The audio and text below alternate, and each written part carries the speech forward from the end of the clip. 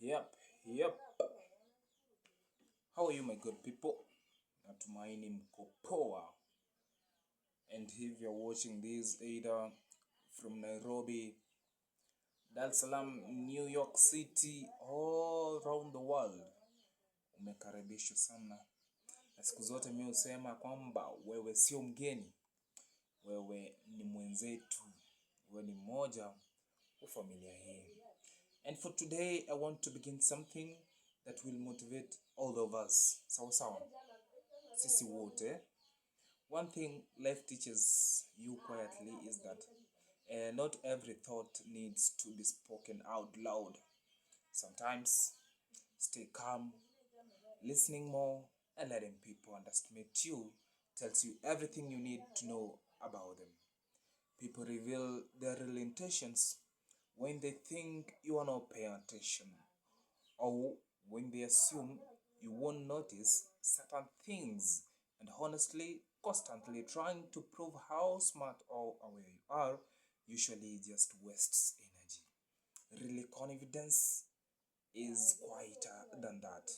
It's knowing what's going on, staying patient, and choosing your moments carefully instead of reacting to everything immediately. Sawa sawa. And that one, I think, will assist you to know that you don't need to be loud. Other than that, now I want to enter into today's story. Bede, nyinyi mnafikiria nini inaendelea Kisii? What is this that is inaendelea huko Kisii? You know, I'm failing to understand. Ni juzi tu hapa Kisii nilisikia eti mtu walizika mtoto akiwa alive. Bahati mzuri sijui ni watu walikuwa wanapita pita wakampata. And for sure, that story reminds me of a story in the Bible. Yenye inasema eti there is a day Moses pia alikuwa amewekwa in such a situation. But in good luck, or fortunately, akapatikana na king's daughter. And Moses akageuka kuwa mtu wa maana sana. And that's what happened with this. Whoever you thought is just a wastage of time. No, it turns to be someone who's very admirable to the society. And kwa hivyo usidharau mtu yoyote tafadhali. Awe mtoto, awe mtu mkubwa. Sawa sawa. Lakini mambo ambayo yanafanyika hii Kisii kaunti yetu yamekuwa yanatutisha sana. But we hope one day we will see the light na tutoke kwa giza hii giza yenye tuko. Now, hii issue ya watoto kuoa, by the way, is something which is shocking me. Mlisikia in Uganda there's this man called Christopher Okello who was sentenced to death. He killed is it 4 people, four kids or five, either 4 or 5 kids. And then kuna hii story pia nimesikia in Kisii a man killed 5 kids. Now I don't know huyu mwenye alioa wa Kisii 5 kids ataenda afanyiwe nini, but it's a story which is really shocking. And this thing makes me to come up with something. I don't know whether I should come up with it or what. Do you think our government needs to pass a policy yenye inasema no bearing than 2 kids, by the way? Because kule imekaa ngumu.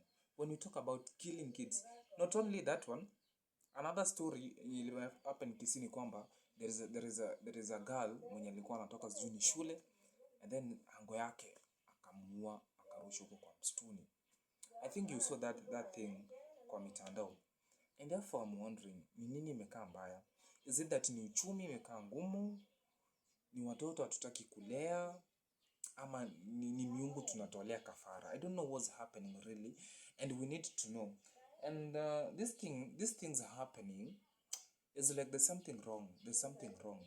It's like a trend. Hii imetokea kama trend, and then kids are dying. I don't know what's happening, but we'll come to know what's really happening. And those are some of the stories we need to know and know what to do about them. So you guys, hapo chini, you just drop your comments. Is either government inafaa ipitishe policy no bearing more than 2 kids or 1 kid, au kuwa mtoto ni hatia kwa sababu ukiwa pia wewe uwawe? Manake the Bible sometimes says that killed by sword and you'll be killed by sword. And it's very true. If you kill by sword, you'll be killed by sword. And I think this is what the government needs to do, so that we can have a country which knows, not even a country, we have people who are responsible. That, the process of bearing a kid, the process, not even the process of bearing a kid, the process of making a kid is very enjoyable. Yeah, everybody enjoy it. But when it comes to responsibilities and taking care of this kid, it comes another challenge. I don't know, after killing, how do you feel? Because this is your blood. And sometimes this makes me to understand that sometimes family is not the issue, it's not the issue of blood. The family is all about someone who holds your hand when you need the most.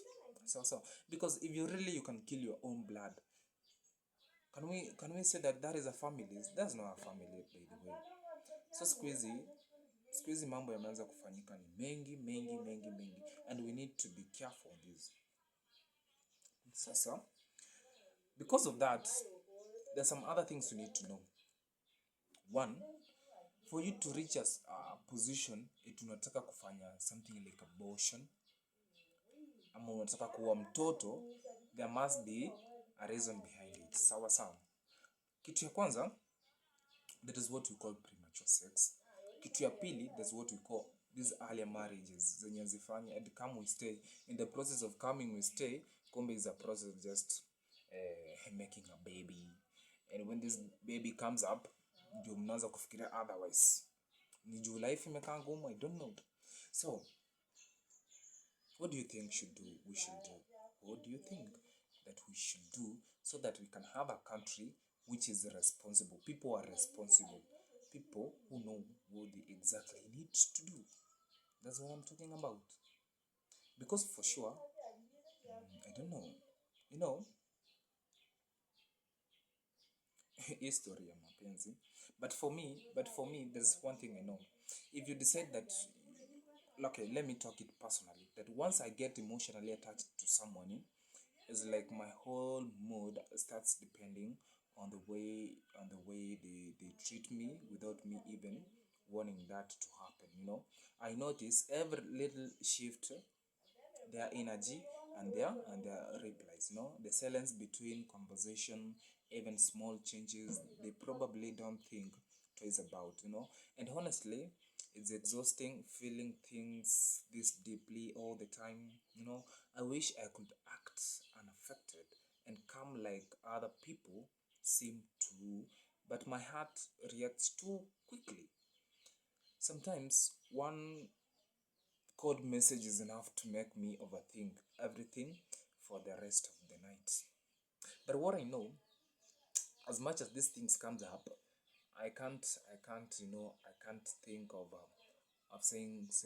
saying how, talk about the divorce. No, you want to send her away because of 1, 2, 3. But then there are some men wenye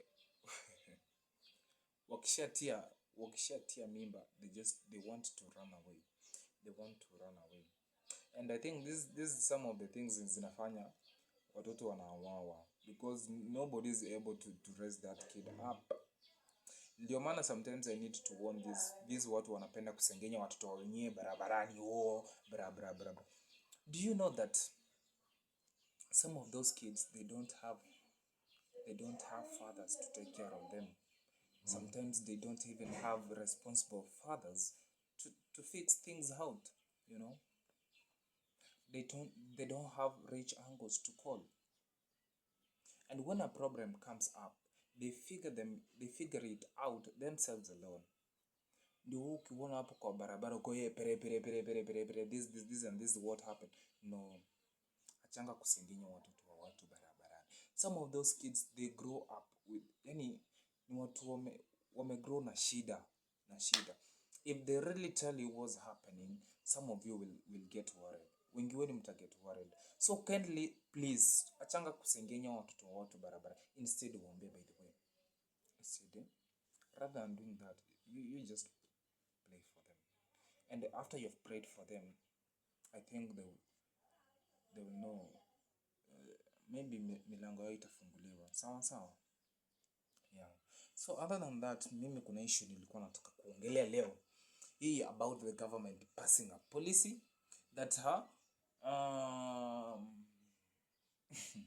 sijui kama it is harming, but it should be is either watu wazae watoto wawili au mmoja, because sasa kuzaa wengi imekuwa shida na hiyo uchumi imekaa ngumu, you know, things are very hard. Economy bana ime skyrocket. I don't know what to do, don't know what to say. Unafikirianga mtoto ndio grow up afike age gani? Talk like akwe mtu adult, mtu anaweza jitembelea, you know, mtu anaweza oga mwenyewe, yeah, that is like 5 years there.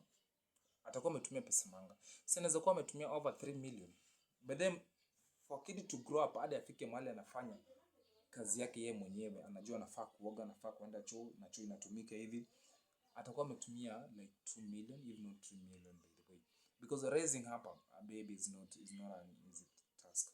Ndio maana hadi nashangaa sasa hao watu wenye mnatoroka watoto wenu, who do you think mnatenda kubeba hiyo mzigo yote?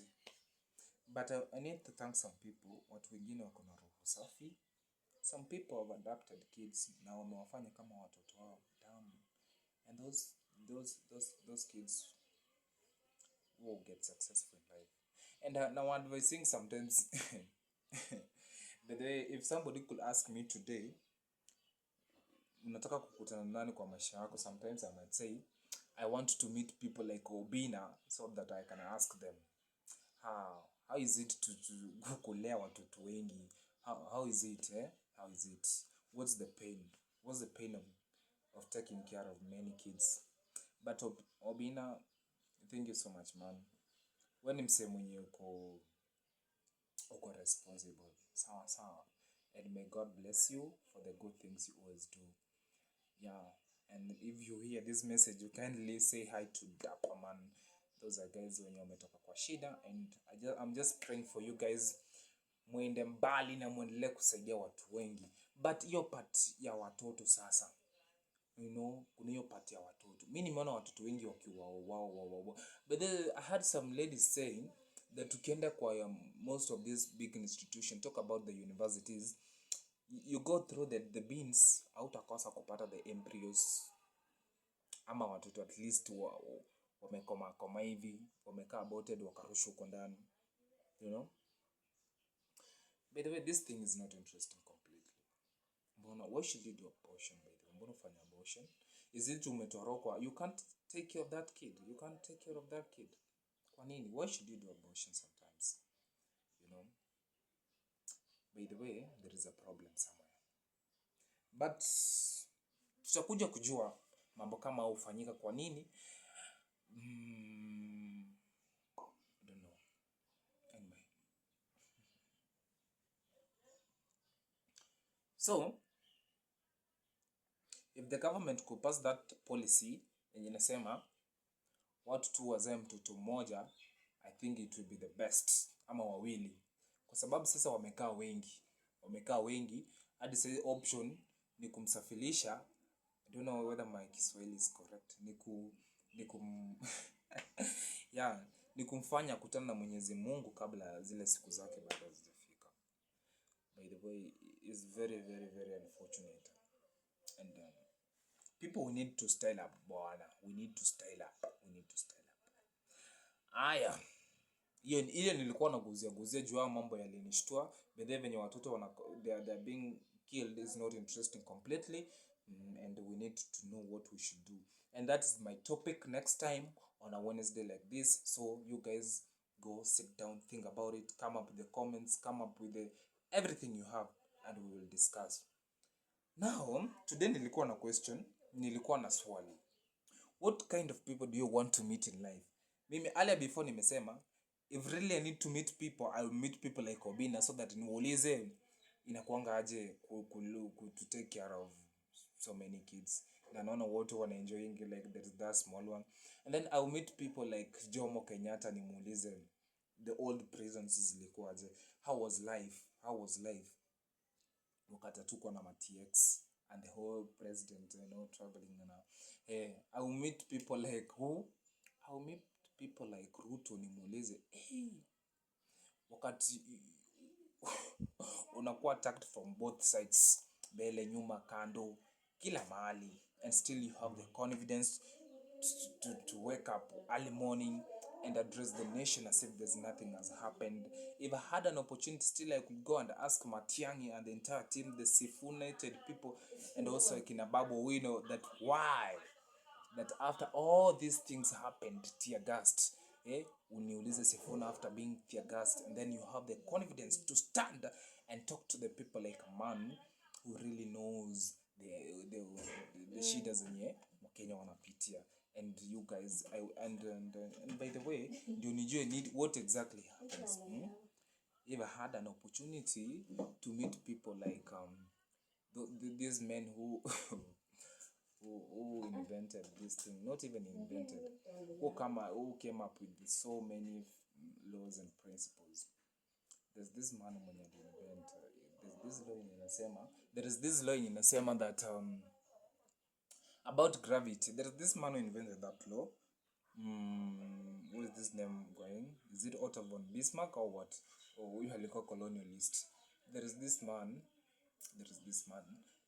huyo mwenye alikuja na hiyo law ya, but there alikuja na so many laws for those who did physics. So I will wish to meet men kama hao, niulize how was the things, vitu zilikuwaje. Sometimes hadi na feel nikutane na Yesu mwenyewe nimuulize mbinguni kwani kukoaje, kwa nini utoke mbinguni and then ukuje kusaba hapa. You going to the desert for 40 days. Is it true that alikaa kwa desert 40 days bila kukula, kukunywa maji and stuff, but anyway, so wewe unataka kukutana na watu kama nani na utawauliza maswali kama magani haya? What kind of question you ask those people? How's life?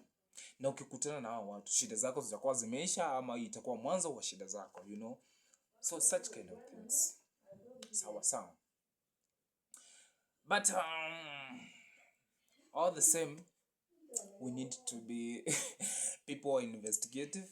Tujue ni watu kama na mtu wengine unaweza kukutana na yeye na itakuwa mwanzo wa shida zako, and hapo ndio tutaanza kusema kulienda hivi na hivi. Do you know kuna watu wakikuua leo hii, kuna watu ukikufa wao ndio wamekuwa, hata kama itajulikana na dunia mzima, nothing will happen. Nothing will happen. Kuna watu have you ever followed the story of, there's this story of there is this man who was killed in Nairobi. Alikuwa shot. How do we call him? Tom Mboya alipigwa risasi, by the way. Na unaweza jua Tom Mboya alikuwa nini kwa serikali? Talk about people like George Saitoti who died in a road in a crash, chopper crash. Big men wenye walikufa, na ukifuatilia their story is not haina flow vizuri. What killed them? Sawa. Kitu tunajua ni chopper ili crash, but what made the chopper to crash is what we don't know. Sawa. So when you want to know people wenye wako na good motives, wenye wanaweza kusaidia in one way or the other. Yep. Sasa ungetaka kukutana na watu kama wagani hao? What kind of people do you want to meet in life? Bana, hapo chini comment so that we can know what kind of people do you want to meet in life. Ama unataka kukutana na my spoilers when ulikuwa nao some 5-10 years ago. So what kind of people do you want to meet? Do you want to meet in life? And if those guys can assist you, by the way, then let your prayers be answered. Sawa. So mimi nilikuwa nimesema ningetaka kumit watu kama hao. So nimuulize maswali yenye yako ndani yangu sana, mengi. Maswali mengi sana ambayo yako ndani yangu, and tujue nini na happening. Nini ina happen. So nilikuwa nasema on Wednesday bias tutakuwa na mambo kama hayo. Today I was just doing part of introduction so that tujue what really happens. So as from next week Wednesday, we will be live and you can comment whatever you want. Sauti yako ni ya dhamana sana, tunaitaka. We need your views, we need your opinions so that we can know what's really happening. So yale mambo nilianza nikiguzia, tuongelea about kids being killed, talk about what abortion, talk about people you want to meet in future, then talk about so many things, talk about the government if to pass this policy yenye inasema don't bear more than 2 kids. Kama itasaidia, by the way, let's go with it rather than doing wastage of what God put in us. Sawa. So let us style up. Lastly, kuna kitu nataka mjue. Eti maisha ni magumu. Life is very hard. Mambo ambayo yanafanyika ni mingi. Siku hizi mambo yanafanyika ni mingi and people are suffering. Watu wanateseka sana. And if people are suffering, that one does not qualify other people to make them their daily meal, kuwasengenya kila mahali. Manake, if you follow the story of if you have read story ya Ben Carson, kuna mahali anasema eti ukipanda ngazi usidhani wale walioachwa huko chini wataendelea kukaa huko. Labda na wao watatumia njia hiyo yenye ulitumia kupanda ngazi, na labda ukishuka wao ndio watakupokea, na kushuka kwako ujui utashuka aje, labda kwa njia ya mauti au nyingine. Tafadhali, let's people who really care for each other. Na kama uwezi saidia, heri basi ufunge mdomo. Sometimes keeping quiet can save a situation, so don't yap everywhere kindly. Na iwapo mimi kama Felix Masira ningeulizwa, ningewapeleka moja kwa moja hadi kile kitabu cha Wafilipi 4 mstari wake wa 6, ambacho kinasema kwamba msitishe na kitu chochote, bali kwa maombi na sala Mwenyezi Mungu atakuwezesha kila kitu. So tusije tukawa na watu wenye tunafikiria kwamba ukiwa hapo utakuwa hapo milele, au ukiwa hapo hakuna yeyote atakayefika hapo. Ni safari tu, and all of us are struggling to be there guys. So let's always be hopeful, let's believe in God, and everything one day one time will be successful. Mimi mtu kama mimi, by the way, najua tu siku moja one day people will scramble to see me. People will scramble to me here talk. I know that will happen. Na hayo yatawafanyikia wengine pia. Alafu lastly, go there to my YouTube channel, subscribe, like and share. Nawapenda sana.